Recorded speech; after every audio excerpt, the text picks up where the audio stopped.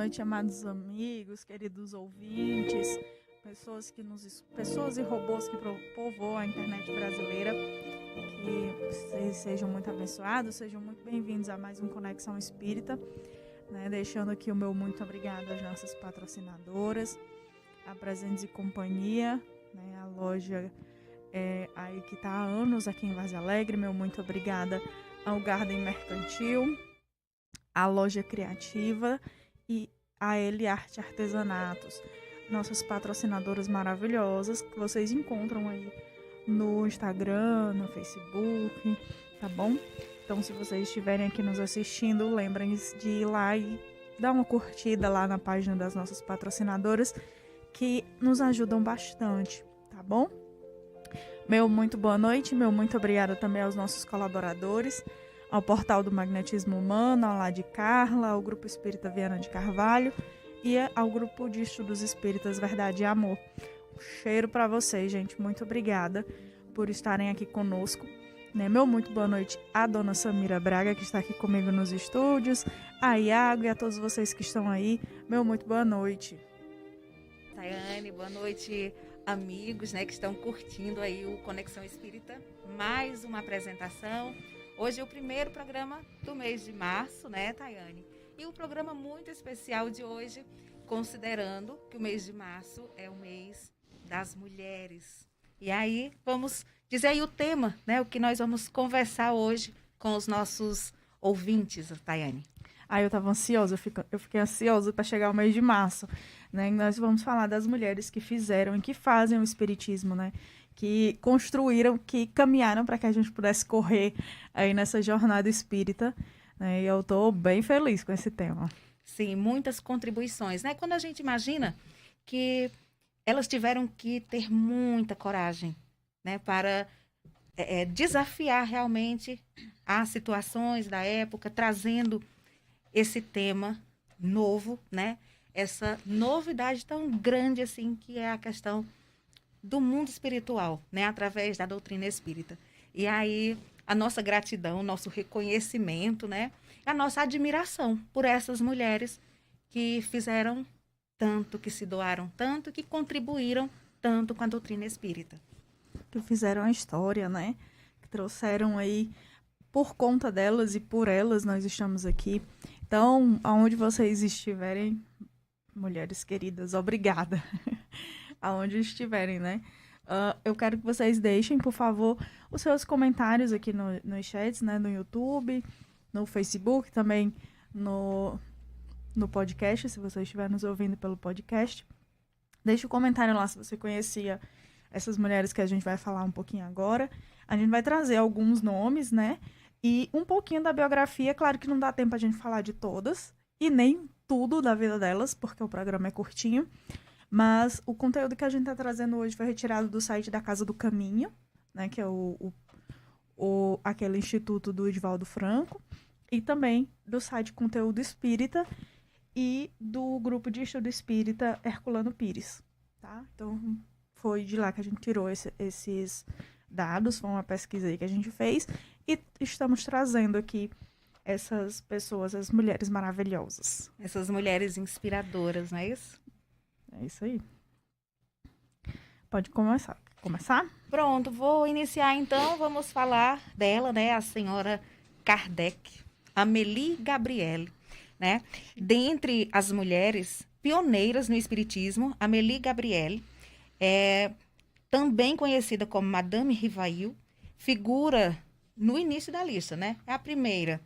Isso porque a esposa de Allan Kardec ajudou o professor na codificação da doutrina espírita. Ela o acompanhou em todas as investigações que deram origem às obras, desde o fenômeno das mesas girantes. E após a morte de Kardec, Amélie continuou o legado do professor, participando ativamente da divulgação do Espiritismo. Ela, inclusive, fundou a Sociedade Anônima do Espiritismo, que em 1973 foi rebatizada de Sociedade para a Continuação das Obras Espíritas de Allan Kardec. Então, foi fundamental, né, a participação dela, a contribuição, estava ali junto do Allan Kardec, né, do seu esposo, aprendendo também, conhecendo, dando suporte, né, que ele precisava. E após né, o seu desencarne, ela deu continuidade. Ela continuou publicando as obras, continuou fazendo ali um trabalho essencial, né, para a continuidade da doutrina espírita.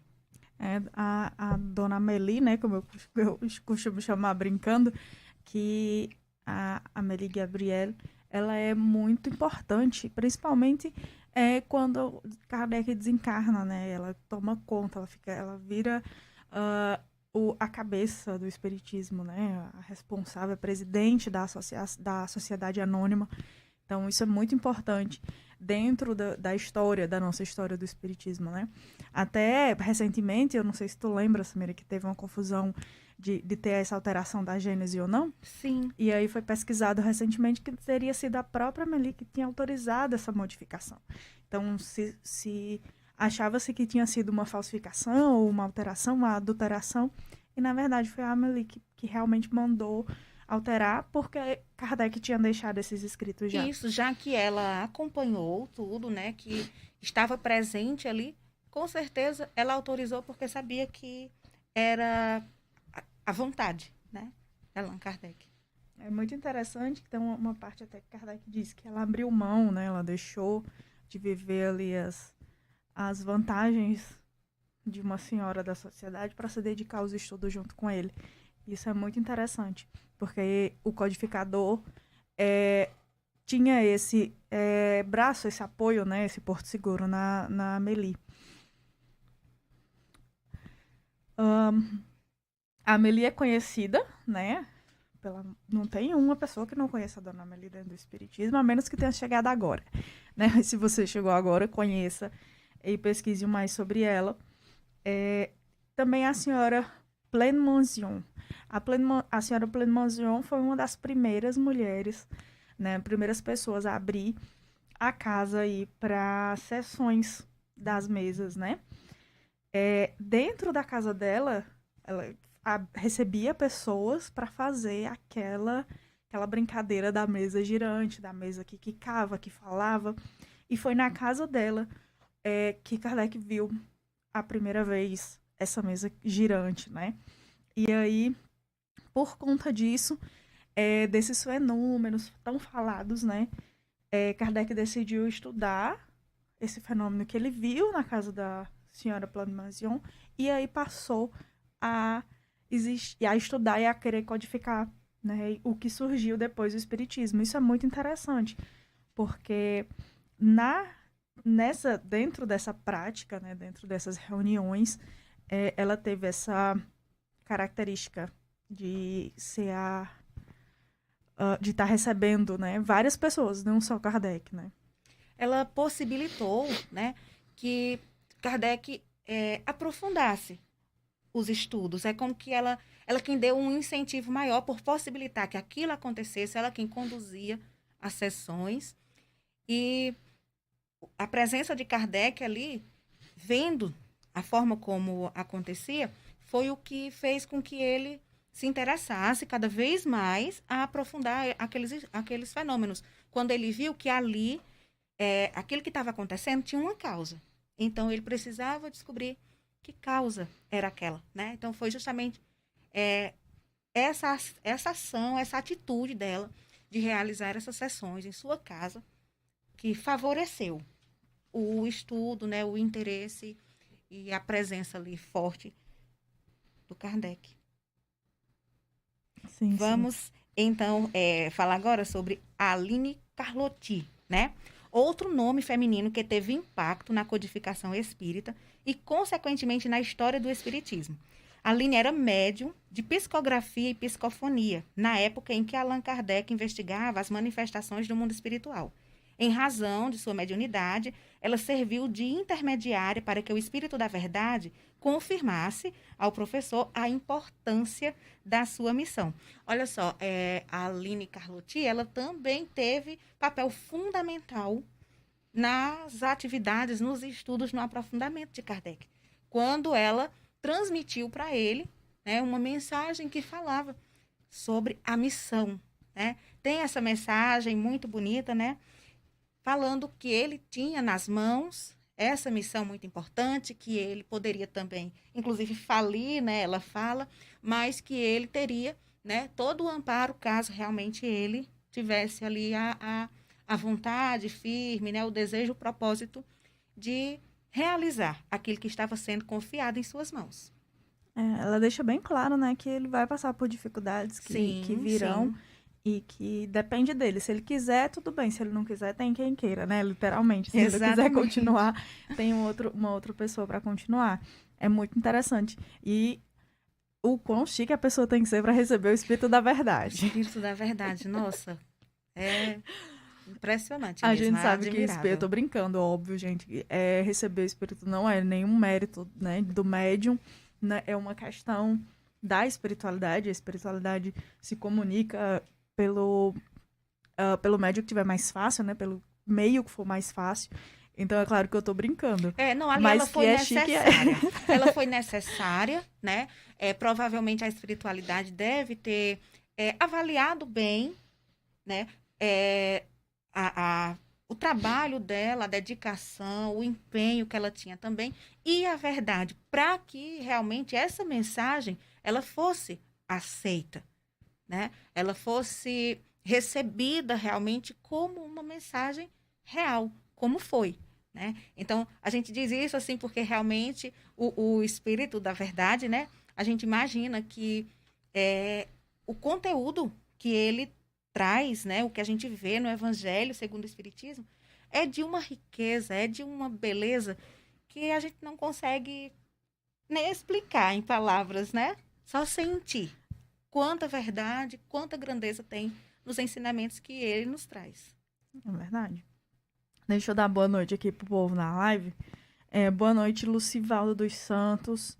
Luiz Fernando, nosso colega de rádio, boa noite. Dona Irani, meu boa noite, minha querida professora. Jute, você por aqui, Jute Marques, meu boa noite, um abraço. Ana Camila, meu amor, muito obrigada por você estar aqui. Beijo, boa noite.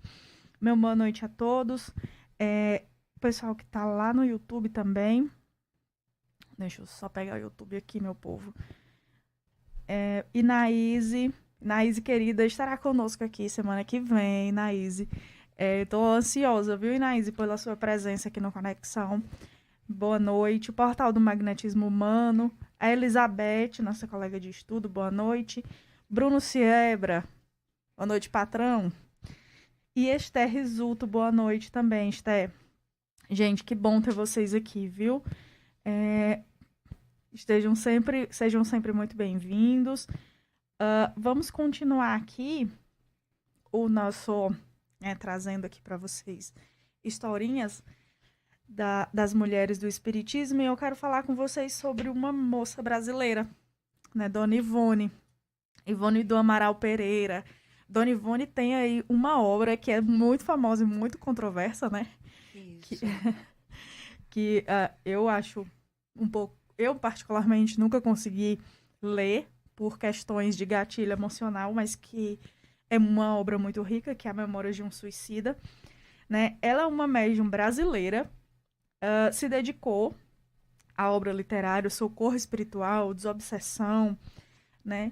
E ela psicografou alguns livros, né? Memória de um Suicida, que é esse que eu falei que é um pouco controverso e polêmico, que é ditado pelo espírito Camilo Cândido Botelho, e Ressurreição e Vida, ditado pelo espírito Leon Tolstói.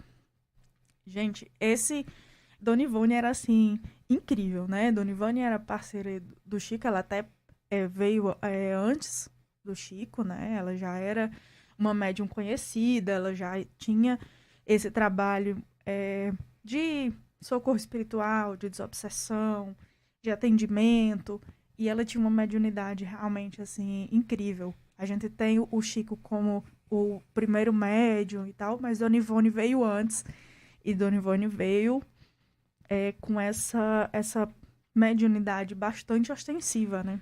E o Chico, ele sempre fazia referência a Dona Ivone e sempre demonstrava muita admiração pela força, né, que ela expressava. né, pela situação que ela vivenciava, considerando também as encarnações anteriores. Então, ela veio nessa existência, assim, com um potencial muito grande, e isso Chico sempre gostava de ressaltar, né, quando se referia a Dona Ivone. Dona Ivone ela tinha muitos dons, né? Era bem interessante. Deixa eu só ver aqui. Você tem algum comentário, né? Temos um comentário do Portal do Magnetismo, né, do Wagner Marques. Ele disse que uma brasileira muito importante no movimento espírita é a Adelaide Câmara. Ela era conhecida como Aura Celeste, lá de Natal, conterrânea dele lá de Natal. Eu não conhecia essa. Muito obrigada, Wagner. Depois vamos pesquisar, Vou né, pesquisar, para conhecer. com certeza. Né? Outra brasileira que também é notável, né, é muito conceituada no universo espírita, é a dona Marlene Nobre, né? Ela era médica e desenvolveu um belíssimo trabalho à frente da Associação Médico Espírita e como fundadora e presidente do Grupo Espírita também. Marlene também era conferencista e uma das principais lideranças do movimento espírita do país, além de ser autora de vários livros, como a obra Chico Xavier, Meus Pedaços do Espelho. Eu sempre achei muito interessante essa questão da dona Marlene, o fato de envolver, né, essa questão médico-espírita. Quando a gente estuda a doutrina espírita, a gente sabe o quanto é necessário, né, o quanto muda, o quanto é transformador, quando o médico, ele também tem esse olhar para o lado espiritual, né? Porque a gente sabe que estuda muito a questão da ciência, do material, eles são representantes de Deus aqui na Terra, trazendo cura, trazendo a saúde que nós tanto precisamos, né? E quando os médicos, eles despertam também que nós somos muito mais do que a matéria, que eles dominam, que eles conhecem, a gente sabe que o diferencial, né, no atendimento, no tratamento, em todas as questões. Então, eu sempre admirei muito essa questão, sabe, de ter enfrentado isso, de ter levantado isso e trazer, né, a medicina para a questão da doutrina espírita também. Sim, o movimento médico espírita, né, hoje ele é muito forte, mas há um tempo atrás os médicos que tratavam sobre isso eram vistos como mistificadores, Sim. né? Então imagine a luta que ela teve que enfrentar, né, para abrir esse caminho, para abrir as portas, para que esse olhar, né, para que essa nova visão, essa nova forma de encarar, ou então, como a gente muito fala, a possibilidade, né, de ir além da matéria. Como ela teve que lutar e os desafios que ela teve que enfrentar e ultrapassar para que hoje nós tivéssemos esse movimento mais aberto, né?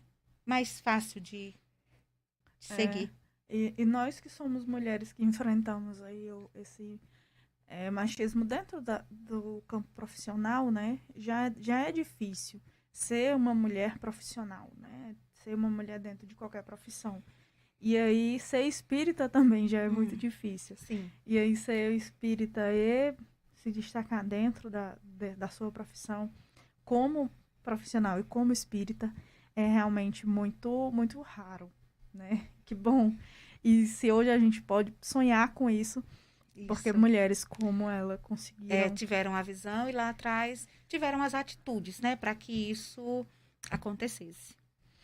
É isso. Bruno fez uma pergunta, Bruno gosta, né? De cutucar a gente, fazer perguntas instigantes. Regina Lúcia, meu boa noite, querida. Bruno diz, sentem machismo no círculo espírita nos dias de hoje? Amigo, eu vou te ser bem sincera. Os nossos círculos sociais, eles são uma pequena cópia do que é o macro, né? Então, quando tem no macro, tem no micro, né? Então, os nossos ciclos, as nossas bolinhas, elas refletem o que o todo reflete também. Pelo menos essa é a minha visão. Então, dentro da nossa bolha espírita, tem machismo, tem racismo, tem homofobia, infelizmente. Porque somos espíritas, né? Mas somos todos humanos ainda em evolução, né? Muitos estamos em desconstrução e estamos aprendendo, mas tem sim, amigo, tem. E tanto que, por exemplo, não sei se essa é a visão de Samira, mas dentro do movimento espírita, principalmente, né, é conhecido mais os médiuns homens, né? Tanto que a gente vê o Chico Xavier, o Divaldo Franco, né? São homens.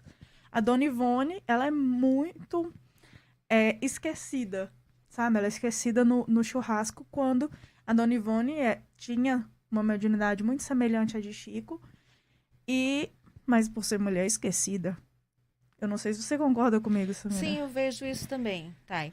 Agora, você falando aí, eu pensando que ainda bem que no nosso ciclo, incluindo assim, você, eu, o grupo que a gente faz, na nossa o bolinha, GEVA, né? na nossa bolha, graças a Deus, nós todos temos esse desejo imenso de nos desvencilhar, né? Sim. Desses entraves ainda, dessas situações que a gente sabe que, à medida que a gente avança, que a gente se aperfeiçoa, vão ficando para trás, né? A gente vai se desligando disso aí. Graças a Deus eu vejo muita valorização nos homens, assim, que fazem parte da nossa equipe, Sim. né, que fazem parte do nosso grupo de estudos online. Eu vejo que eles nos apoiam, né? Eu vejo, assim, muita parceria, graças a Deus. Mas concordo com você quando a gente fala nessa questão no geral, né? Quando amplia essa questão para a doutrina espírita mesmo, para o movimento espírita no todo. Tem isso mesmo. Sim, né? sim. A gente está aqui vendo a contribuição de tantas mulheres, né? Porque aqui nós vamos falar de algumas poucas. Muitas trabalharam, né? Muitas deram sua contribuição, fizeram trabalhos belíssimos e muitas vezes, como você falou, são esquecidas ou não são valorizadas como deveriam. Sim, e dentro do espiritismo, né, como em muitas outras doutrinas, as pessoas acabam utilizando a doutrina, o que diz a doutrina, para dar a interpretação que bem entender. E aí utilizar essa interpretação para justificar os próprios preconceitos. Então, por exemplo, a questão de sermos espíritos, né? Espíritos não têm gênero. Espíritos nem gênero nem sexo. Então, supostamente, quem é espírita deveria entender que não existe nenhum espírito superior ao outro. Mas usam a questão social. Ah, mas a gente está aqui e na Terra tem. Ah, mas eu estou encarnado na Terra e a sociedade é assim. Não sou eu que sou assim. Entendeu? Então tem muito disso. Eu estava pensando justamente nisso, né?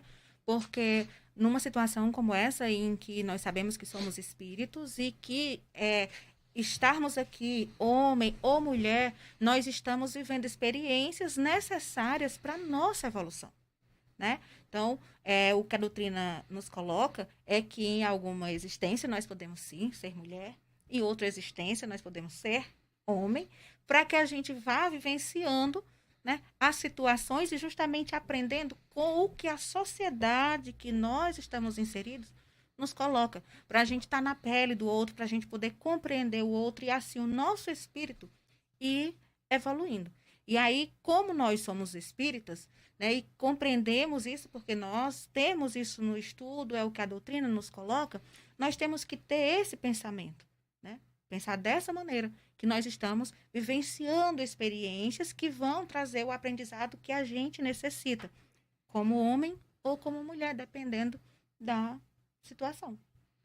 Sim. E enquanto mulheres, né, valorizar outras mulheres, isso também é importante.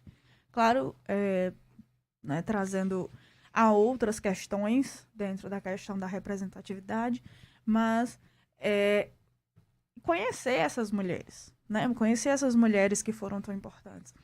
A exemplo da Zilda Gama, né, que ela foi uma médium que recebeu uma mensagem escrita por Allan Kardec, assinada por Allan Kardec. Olha aí. Uma das poucas conhecidas, né? Só existem as mensagens que foram recebidas, assinadas pelo espírito de Allan Kardec, com o nome Allan Kardec, pelo menos, foram assinadas e recebidas pela Zilda Gama, né? E ela deixou isso registrado num livro chamado Diário dos Invisíveis, né? E ela psicografou alguns outros livros, como Na Sombra e na Luz, Do Calvário ao Infinito, Redenção, Dor Suprema, Almas Crucificadas.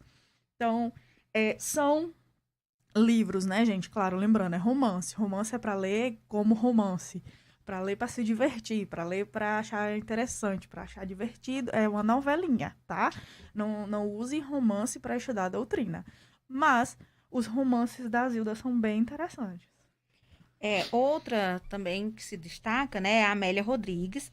Ela foi uma educadora, teatróloga e importante escritora da época. Ela escreveu poemas como Religiosa Clarice e Bem Me Queres. E mesmo após o seu desencarne, a Amélia continuou escrevendo com o intermédio de Divaldo Franco e tornou-se, assim, uma das poetisas espíritas mais conhecidas. É lindo, tem uma poesia da Amélia que é muito linda e que ela fala dos espíritos, do mundo, do universo. E eu fico imaginando aquelas visões que ela descreve, assim, Sim. e parece que ela tá pintando na tela da gente. É verdade. É justamente como eu vejo, Thay, essa questão do que você falou, assim, dos romances, porque realmente não dá a fundamentação da doutrina, mas permite que a gente consiga imaginar, né, cenários, situações. É muito interessante. É ótimo.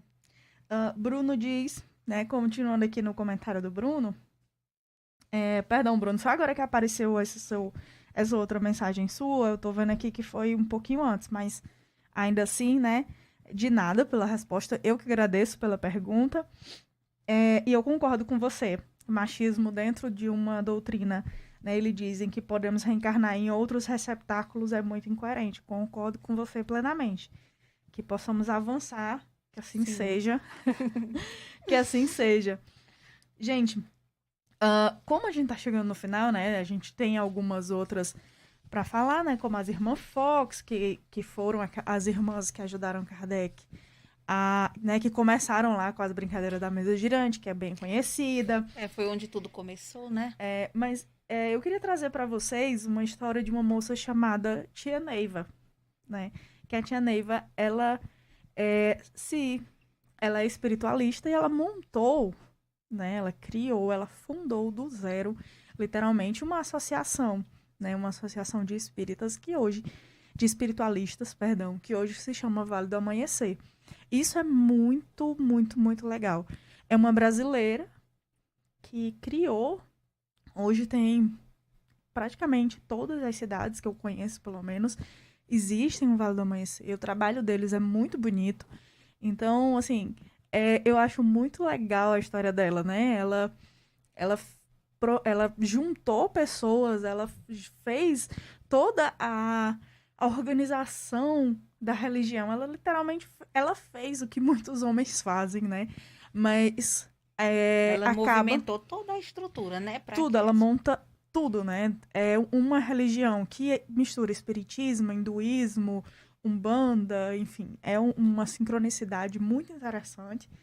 E por ela ser mulher, né, e por ser uma religião espiritualista e que tem aí uma das bases, né, é o espiritismo, é o evangelho segundo o espiritismo, é um pouco deixada de lado. Mas é uma religião muito interessante. A história de Tia Neiva vale muito a pena dar uma pesquisada, dar uma olhada para vocês conhecerem melhor. Né? É conhecimento, é crescimento também, né? E merece, sim, destaque. E a gente poderia também falar, Thay, dos espíritos femininos, né? Como os vultos femininos que contribuem tanto com a nossa caminhada aqui, né? A gente pode citar a Joana de Ângeles, a Meimei, a irmã Sheila, a Alta de Souza, né? Vamos falar um pouquinho delas também. Eu acho que o tempinho que tem aí dá pra gente falar um pouquinho, né? Dá, Joana de Ângeles, como a gente sabe, assim, você é... minha predileta. A predileta. Né? E realmente a gente tem que dar razão, porque a contribuição da Joana de Ângeles, principalmente essa questão dos estudos psicológicos e tudo, é muito importante, né?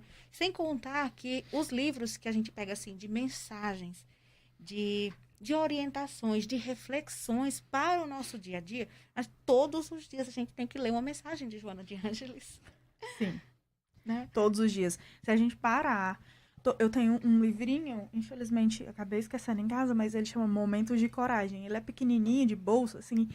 E nas horas de mais tristeza e desespero e vontade de deixar tudo e vender arte na praia, Joana de Ângeles chama a gente de volta, sabe? Isso. A mensagem dela é sempre de encorajamento e da gente ter certeza de que a gente não tá aqui a passeio, de que a gente tá aqui por um motivo, né? E Joana traz e ressignifica, e reestuda, e reestrutura a psicologia dentro das bases espíritas. Isso. Sem contrariar a ciência Sem psicológica, contrariar a que ciência. Eu lembrei aqui, te interrompendo, Thay, mas assim, me fez rir, né, essa passagem. Eu não lembro exatamente como foi a situação, mas era uma situação de Divaldo, que ele estava contando que em um momento que ele estava muito doente, que ele estava passando muita dificuldade, muito sofrimento e tudo. E ela queria que ele, né, fosse trabalhar, que ele fosse fazer alguma coisa. E aí ele diz que tá quase morrendo. Aí ela disse, qual é a vantagem? Eu tô 100% morta. Né? E estava ali trabalhando. E isso eu achei muito engraçado, assim, a forma ele disse, eu tô muito ruim, eu tô quase morrendo. E ela perguntou, qual é a vantagem? Né? Qual é? Não tem vantagem, não. Eu tem tô uma 100% história que o morta e tô Perdão. aqui. Pode falar. Divaldo conta uma história muito engraçada. Divaldo é muito engraçado, né? E aí ele diz numa história assim que ela chegou pra ele e ele disse, Joana, eu tô 95% morto. Pronto, né? acho que é isso aí. Aí ela disse, tá bom, eu ajeito os outros 5%, se eu passo pro lado de cá, a gente resolve essa questão, então. Pois é, então é isso aí mesmo, porque ela falou que qual era a vantagem, porque ela estava 100%. Pois é. Né? Então, eu acho maravilhosa. E a Joana, ela tem essa pegada um pouco divertida, assim, muito séria, muito rígida, né? Até uma vez eu comentei, e uma amiga minha falou, Tayane, não, Joana é muito rígida. Eu disse, mas eu acho tão engraçada a rigidez dela. Eu acho que ela é rígida, ela é séria, mas é de uma forma tão, tão doce ao mesmo tempo, que é engraçado. Pra mim é muito engraçado. Eu sou suspeita, eu sou fã, né? Não no sentido fanático, mas fã no sentido de admirar muito Joana. E a meta como a Ana Clébia diz, né? Um dia todos nós seremos anjos. Minha meta é ser Joana de Ângeles. Que meta, hein? Olha, outra também, a irmã Sheila, né? A irmã Sheila, a gente sabe que contribui muito. Ela é considerada a enfermeira do alto, né? E a gente sabe que nas reuniões, nos locais onde acontecem curas, normalmente a irmã Sheila está presente, né? Aqui diz, não, que a irmã Sheila é um espírito benfeitor conhecido pelo seu trabalho de cura espiritual realizado nos 2 planos. A enfermeira do alto, como é chamada, tem 2 encarnações reveladas, né? Aí fala aqui, e também ela é o espírito por trás dos livros publicados como Novas Mensagens de Sheila para você e a Mensagem do Dia. Também com mensagens muito bonitas. E outra que eu gosto muito é a Meimei, né? Sim, sim. Dá tempo ainda falar um pouquinho da Meimei? Dá, conte a história da Meimei. Pronto, Meimei é o pseudônimo, né, de Irmã de Castro Rocha. Ela foi uma educadora e foi casada com Arnaldo Rocha. Meimei enviou sua primeira mensagem psicografada através de Chico Xavier após 50 dias do seu desencarne. Depois disso, ela continuou se manifestando e contribuindo com a publicação de livros como Pai Nosso, Amizade, também Palavras do Coração, Cartilha do Bem, Evangelho em Casa, Deus Aguarda e Mãe. Em suas encarnações conhecidas, também Meimei teria sido uma princesa, né, que viveu aí em outro século. Inclusive, dizem que ela viveu uma encarnação que ela conviveu nessa encarnação com Chico Xavier. E aí, uma das coisas, assim, que me chama muita atenção, até comentei com você, né, a questão da Meimei, é a questão desse nome, Meimei, né? Ela era casada com o Arnaldo Rocha e o Arnaldo Rocha era ateu, né? E ela tinha a mediunidade, né? Tem várias passagens que Arnaldo conta, assim, que ela ficava como se estivesse aérea, sabe? Desligada. E ele perguntava o que era que estava acontecendo e ela dizia que descrevia que estava vendo cenas em que os dois estavam juntos, como se fosse em uma outra época. Aquilo para ele era um absurdo, né? Ele não acreditava. E ele muitas vezes dizia que é isso é um absurdo, porque depois da morte é o fim, né? E aí contam também que eles leram, depois de casado, um livro, e eles descobriram no final desse livro esse verbete, Mei Mei, que significava noiva querida, amor puro e a bem-amada, né? Então, eles criaram esse apelido entre eles. E quando a Mei Mei desencarnou, né, como aqui diz, que 50 dias após o desencarne, ela psicografou uma carta e no final ela colocou para o meu Mei Mei, né? Então, para Arnaldo, que era ateu, porque depois do desencarne, ele também sofreu muito, entrou também muito em desespero.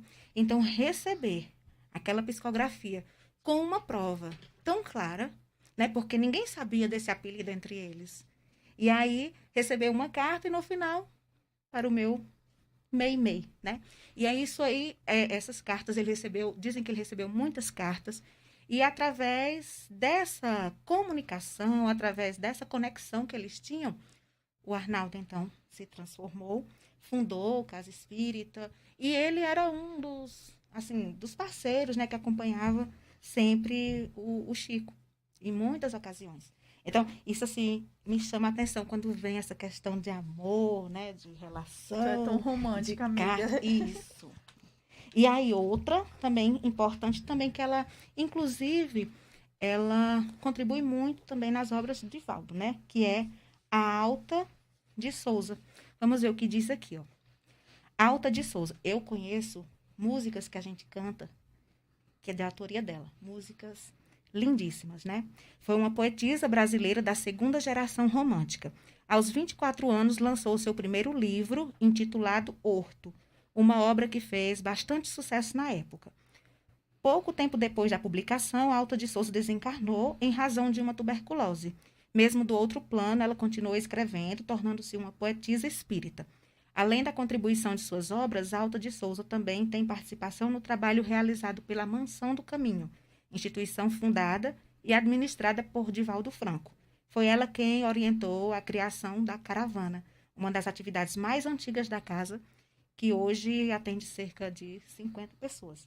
Olha aí, quantas contribuições, mesmo no plano espiritual. Por isso que Joana dizia, né? Que qual era a vantagem de estar morta?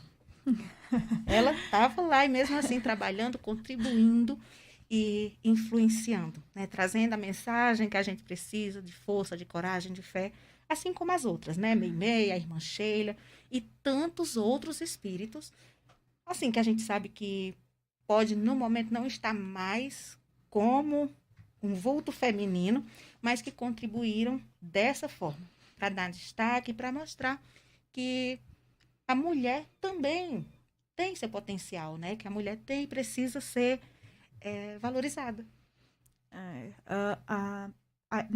O nosso programa, né, tem uma guia que é muito querida, que é uma preta velha, a vovó Marilu, que está conosco, que está nos apoiando, que inclusive já se comunicou através, né, de médiuns amigos e disse que está aqui conosco, que nos apoia, que nos orienta, que ajuda a gente aqui no programa.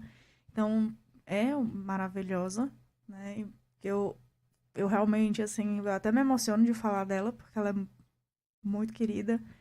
E a minha guia, né, que eu apelidei, o apelido dela, eu não vou nem dizer aqui, porque tem gente por aqui que fica mangando de mim, né, dona Inaíse? Mas a minha guia pessoal também é um vulto feminino. E eu sou, né, suspeita também para falar delas. Então, deixa eu só dar boa noite aqui pro pessoal que tá chegando atrasado aqui. Boa noite, Wades, querida. Que bom. Ela disse que já deixou o like. Deixa o like também, gente. Curte aí, não custa nada. Senta o dedo no like, como diz o Dioguinho. Ivone Pereira do Amaral. Pois é, Ana Cláudia, falamos dela hoje aqui, viu? Ariadna, meu amor, que bom que você chegou. Boa noite.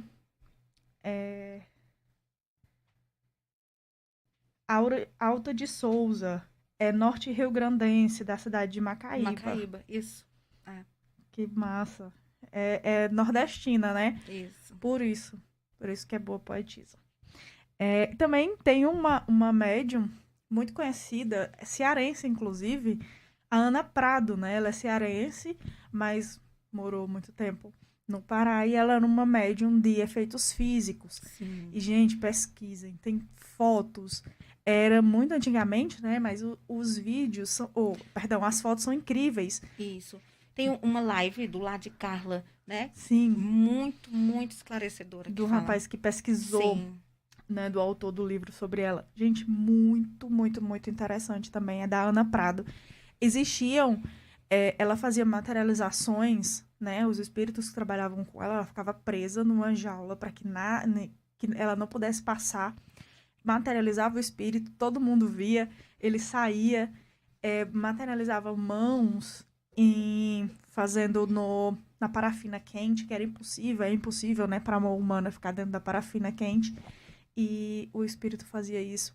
Flores de parafina, é muito, muito, muito interessante o trabalho dela, que ela fazia, né, e é tudo registrado, tem um livro. No Lar de Carla, no YouTube, tem esse... Sobre ela, só você colocar Ana Prado Lar de Carla, que vocês vão achar no YouTube. Muito interessante mesmo. Que é uma médium cearense, paraense, né? Meio cearense, meio paraense, nordestina e nortista. E mulher, então, se você nunca ouviu falar dela, não é por acaso. Então, pesquisem essas mulheres que fizeram e fazem o espiritismo mundial e o espiritismo brasileiro, que elas sejam inspiração pra gente, né? Para que nós, mulheres, possamos fazer mais e todos nós, espíritas, possamos conhecer mais também. É verdade, todas essas que, em nome, né, dessas que nós citamos, aqui a gente faz uma homenagem a todas as mulheres do movimento espírita que contribuíram, que contribuem, né, que continuam fazendo os trabalhos. E também a gente pode pensar assim, Thay, que mesmo na nossa situação, assim, nós que estamos aqui, nós que fazemos o grupo GEVA, né, o Lar de Carla, todos os grupos que fazem parte do GEVA, a gente imagina assim, nossa, e aí a minha contribuição tão pequena, tão pouca, né, assim, perto dessas aqui, mas nós estamos fazendo a nossa parte, nós estamos buscando, nós estamos tentando dar continuidade ao que elas iniciaram. E isso é muito valioso, né? Isso é muito importante, porque é preciso que realmente a gente olhe para a história delas, que tenha a inspiração, e aí que a gente siga os caminhos. São modelos, né? São modelos e que bom que nós temos modelos tão grandiosos, né? Para seguir. Fico muito feliz, assim, de conhecer um pouco mais e de poder levar, né, o conhecimento dessas mulheres para os nossos amigos aí que estão acompanhando e os que virão ainda, né, a acompanhar o Conexão Espírita. Sim, muito obrigada, gente. Muito boa noite. Pesquisem cada uma dessas mulheres, ouçam sobre elas, estudem sobre elas e vamos fazer fazer valer a pena o trabalho delas. Né? Então, até a próxima, até quinta-feira que vem. Muito obrigada por cada comentário que vocês deixaram aqui. Muito obrigada pelas curtidas. Sigam a gente nas redes sociais, tá bom? Espiritismo VA, @Espiritismo VA. E no YouTube também. Temos agora o nosso canal do GEVA, o GEVA Grupo Espírita. E Grupo Espírita Verdade e Amor, né? Nos sigam. Vai ter umas lives legais, vai ser bem interessante, tá bom? Cheirinho pra vocês, até quinta-feira. Tchau, tchau, gente.